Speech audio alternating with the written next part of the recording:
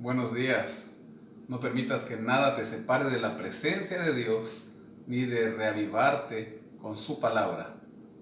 Para empezar el capítulo de hoy, te invito a ver el versículo 33 del capítulo de ayer, del 26. Dice: Zelofehad, hijo de Efer, no tuvo hijos sino hijas, y los nombres de las hijas de Zelofehad fueron Maala, Noa, Ogla, Milca y Tirsa. Y con este detalle empieza el versículo 1 del capítulo 27 diciendo: Vinieron las hijas de Zelofehad, hijo de Efer, hijo de Galaad, hijo de Maquir, hijo de Manasés, de las familias de Manasés, hijo de José, los nombres de los cuales eran Maala, Noa, Ogla, Milca y Tirsa. En aquella sociedad patriarcal, el tener solamente hijas era terrible, ya que no había a quien dejar la herencia. Y por eso estas 5 muchachas se presentan delante de Moisés y también delante del sacerdote Eleazar y de los príncipes de toda la congregación a la puerta del tabernáculo de reunión, y dicen lo siguiente: Nuestro padre murió en el desierto, y no estuvo en la compañía de los que se juntaron contra el Señor en el grupo de Coré, sino que en su propio pecado murió y no tuvo hijos. No detalla aquí el pecado por el cual murió, pero ellas dejan en claro que él no se rebeló contra el Señor en aquel entonces, junto a esos 250. Y ahora preguntan: ¿por qué será quitado el nombre de nuestro padre de entre su familia por no haber tenido hijos? Dadnos heredad entre los hermanos de nuestro padre. Moisés no sabía, porque no había una ley al respecto, así que va hacia el Señor. Y dice el verso 6 que el Señor respondió a Moisés diciendo: Bien dicen las hijas de Zelofehad, les darás la posesión de una heredad entre los hermanos de su padre, y traspasarás la heredad de su padre a ellas.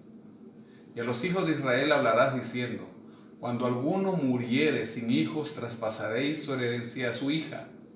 Y si no tuviere hija, daréis su herencia a sus hermanos. Y si no tuviere hermanos, daréis su herencia a los hermanos de su padre, es decir, a los tíos. Y si su padre no tuviera hermanos, daréis su herencia a su pariente más cercano. De aquí aquella ley que veremos más adelante, sobre todo en el caso de Ruth, acerca de pariente más cercano. Y de este será, y para los hijos de Israel esto será por estatuto de derecho, como el Señor mandó a Moisés. Gracias a estas damas que fueron ante los varones de Israel, se pudo también tener en cuenta aquel que no tenía dentro de su descendencia un varón. Ahora dice el verso 12: El Señor dijo a Moisés: Sube a este monte, a Abarim, y verás la tierra que he dado a los hijos de Israel. Y después que hayas visto, tú también serás reunido a tu pueblo, como fue reunido tu hermano Aarón.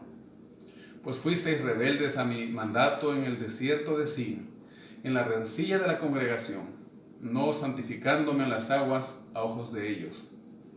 Estas son las aguas de la rencilla de Cades, en el desierto de Sin. Recordando que Moisés debía hablar a la roca, pero se llenó de ira y golpeó 2 veces, sin ser ese el mandato del Señor.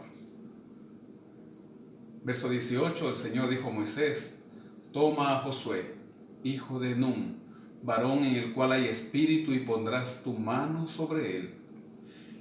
Y pondrás delante del sacerdote Eleazar y delante de toda la congregación, y le darás el cargo en presencia de ellos. Este varón, Josué, era un varón sobre quien descansaba el Espíritu de Dios.